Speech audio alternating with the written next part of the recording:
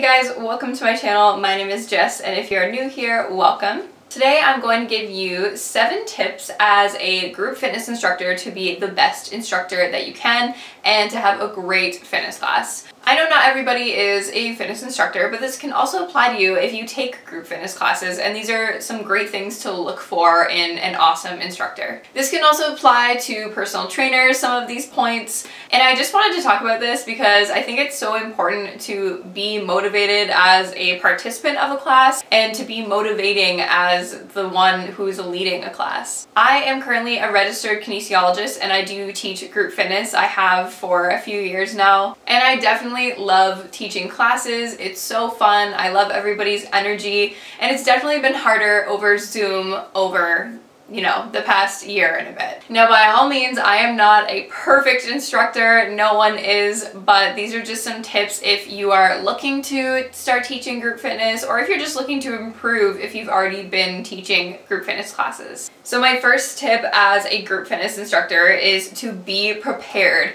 This is so important when you're coming to class. I always write out my class plan, whether that be on a little whiteboard that I have or just a piece of paper, because it really helps when you know how you want to structure the class instead of just winging the class and just throwing out some random exercises. This can also apply to if you're a personal trainer. You want to kind of have a plan before you go in with that client to know what you're going to work on for that day. Obviously, you don't want to read right off of the sheet or whatever you have with you, but it's fine to just have it with you to glance at or keep it off to the side so you kind of can remind yourself of the structure of the class. Especially if you teach a lot of different classes, it's definitely challenging to just memorize the class plan that you had, so no worries if you want to just have that nearby you. Being prepared and planning out your class or your session beforehand also guarantees that you're hitting all the muscle groups that you want to hit, you're not going to forget anything that you wanted to do with the class, and you just know that it's going to be a well-rounded class because you planned it beforehand.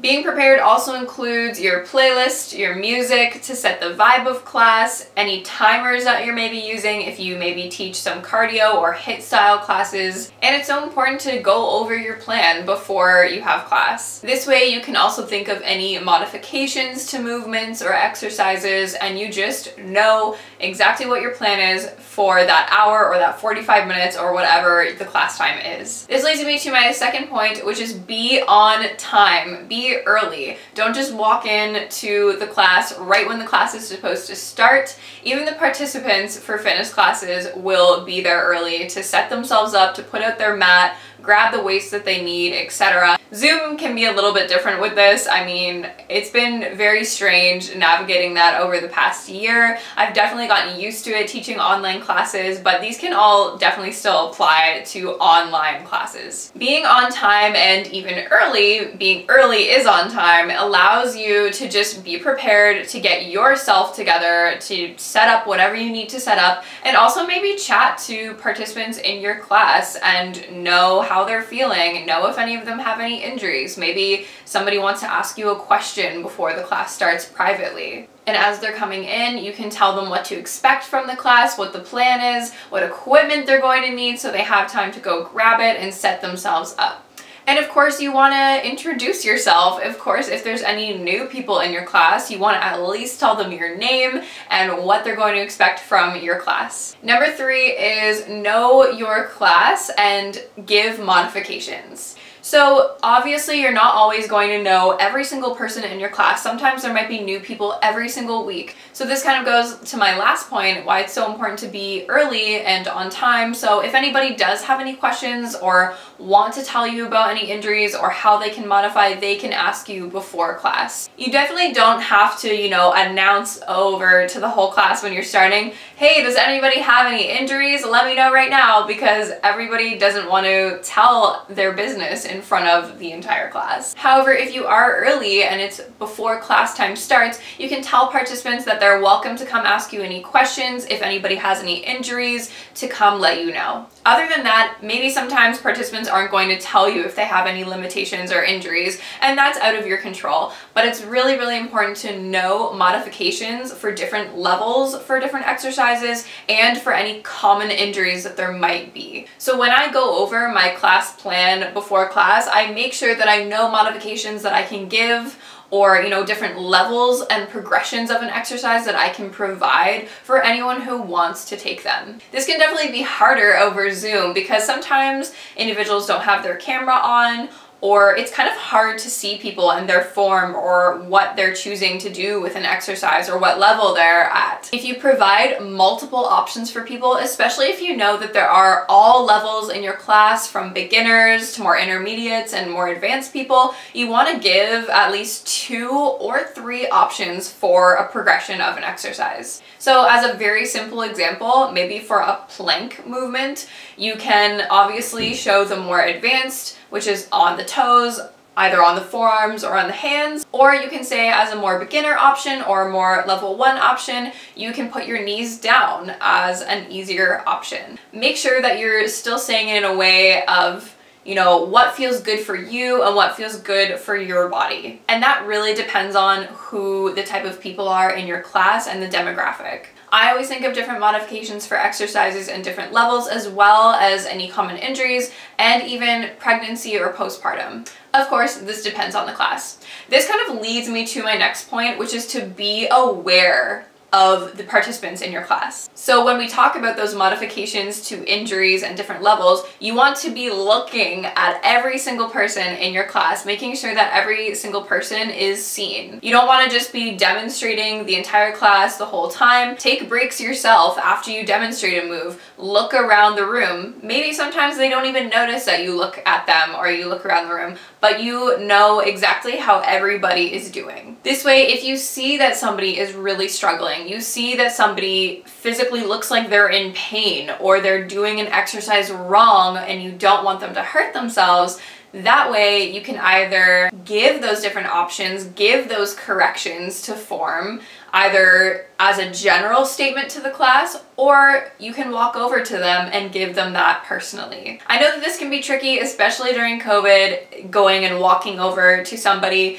kind of not really an option in my experience, where I've had to kind of just stay in a spot and I can't really interact as much as I usually would with participants. So I find that it's really helpful just to give general statements, reminders of form, different modifications, and you should be just constantly talking during class. Being aware of your participants in your class also means that you're asking them how they're doing and how they're feeling. This can just be, how's everybody doing? How are we feeling? Give me a shout, give me a yes, give me a thumbs up, whatever it is. So being aware of your participants is really a safety thing in addition to providing those modifications from my last point, and it really allows you to adjust the class if you need to on the spot. This is another great skill of a great group fitness instructor, that you're able to change things on the spot from your original plan if needed. My 5th point is similar to being aware, but it's being interactive and having fun with your participants in your class.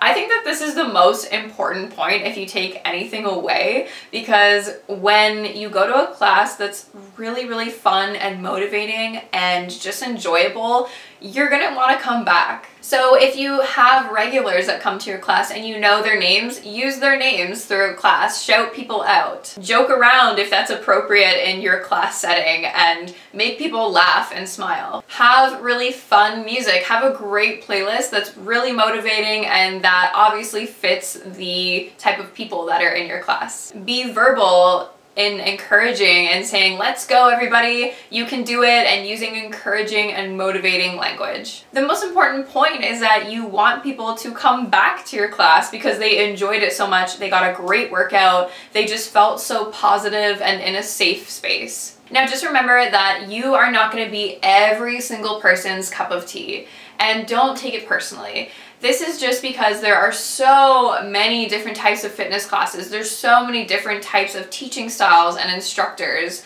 and it might not even be you, it just might be the type of class that you're teaching. So don't take it personally if someone doesn't come back to your class. Just make sure that everybody is having a good time and having fun, and I guarantee that a lot and most people will come back. Now my next point is to be inclusive and use motivating language, which I just kind of touched on in my last point.